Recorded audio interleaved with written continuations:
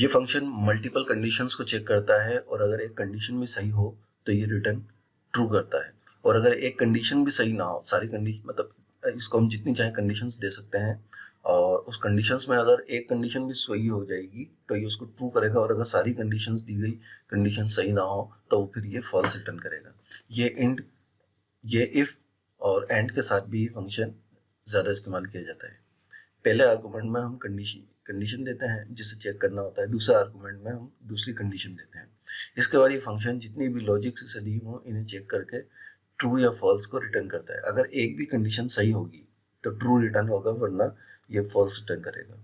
इसकी हम मिसाल देखते हैं। हमने यहाँ 3 जगह कंडीशंस लगाई हुई है, ठीक है, और उसके फार्मूले को यहाँ पे टेक्स्ट भी किया हुआ है। यहाँ पे देखें, एक कंडीशन ट्रू हमने इसको दी है और एक फॉल्स दी है, तो इन दोनों में से और का मतलब होता है या, ठीक है। तो ये बोल रहा है कि या तो ये ट्रू हो या ये ट्रू हो, दोनों में से कोई भी एक ट्रू होगी तो ये रिजल्ट ट्रू देगा, ठीक है। इसी तरह हमने दूसरी कंडीशन लगाई और दूसरी कंडीशन में इन दोनों को हमने गलत दिया। हमने यहाँ पे इसको कंडीशन थी कि 10 बड़ा है 60 से, जबकि ऐसा नहीं है, ये गलत है, ठीक है, तो ये फॉल्स है। इसी तरह हमने इससे बोला कि 30 छोटा है 20 से, 30 जो है वो 20 से छोटा है, तो ये भी दोनों गलत है। ये दोनों कंडीशंस गलत है तो इसने यहाँ पे फॉल्स रिटर्न कर दिया, ठीक है। इसी तरीके से यहाँ पे हमने इसको कंडीशन दी कि 2 + 5 = 8, 5 और 2 8 होते हैं, जबकि 8 नहीं 7 होते हैं, तो ये गलत है। इसी तरह 20 में से 10 गए तो 10 बचे, ठीक है, तो ये कंडीशन हमारी सही है। दूसरी कंडीशन हमने इसको दी 2 × 5, तो ये बनता है 10, लेकिन हमने यहाँ पे आंसर दिया इसको 12, तो ये कंडीशन गलत है। इन 3 कंडीशंस में से एक कंडीशन ये और ये गलत है, बीच वाली कंडीशन सही है, तो इसने इसकी बेस पे एक कंडीशन चूंकि सही है तो इसने इसको ट्रू रिजल्ट दे दिया है। अब इसकी एक और मिसाल देखते हैं। बाज़ औक़ात हमें एंड और फंक्शन को भी एक साथ इस्तेमाल करने की ज़रूरत पड़ती है। इस मिसाल में हम दोनों का एक साथ इस्तेमाल करेंगे। हमारे पास ये एक टेबल है और इसमें हम चाहते हैं कि प्रोडक्ट 1 जिसका ऑर्डर 150 से ज़्यादा हो, और प्रोडक्ट 2 जिसका ऑर्डर 200 से ज़्यादा हो, वो यहाँ पे रिजल्ट में ट्रू हो जाए, बाकी सब फॉल्स। तो ये यहाँ पे हमारे पास ये 2 कंडीशंस हैं जिसके अंदर हम और एंड फंक्शन को यूज़ करेंगे। तो सबसे पहले हम और को यूज़ करेंगे, और के अंदर हम एंड को यूज़ करेंगे।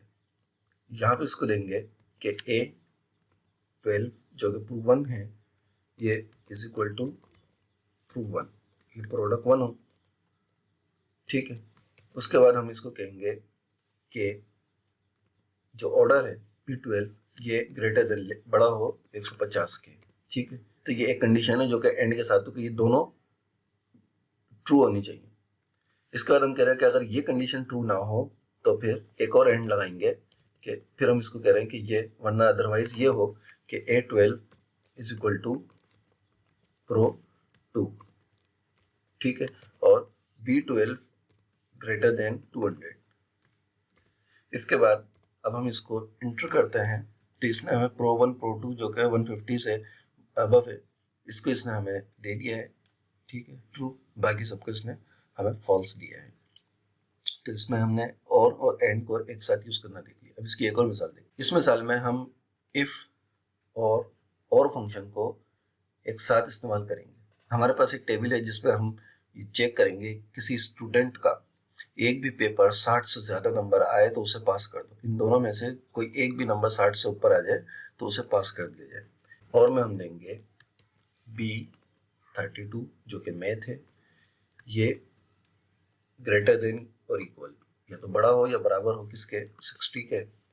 इसी तरह C32 जो कि इंग्लिश है, C32 ये भी ग्रेटर देन और इक्वल हो 60 है, ठीक है। तो जब ये दोनों कंडीशंस में से कोई एक भी कंडीशन सही हो तो फिर क्या करो, ये इसको पास कर दो, वरना अदरवाइज इसको फेल कर दो। अब इसको एंटर करते हैं, तो ये देखिए इसने 60 से बड़ा है, दोनों पास कर दिए। इधर ये 60 से बड़ा है, पास कर दिया। इधर दोनों 60 से छोटे हैं, फेल। यहाँ पे ये 60 से बड़ा है, ये दोनों 60 से बड़ा है, इनको पास कर दिया। तो आई होप आप इस फंक्शन को अच्छी तरह यूज़ करना समझ गए होंगे।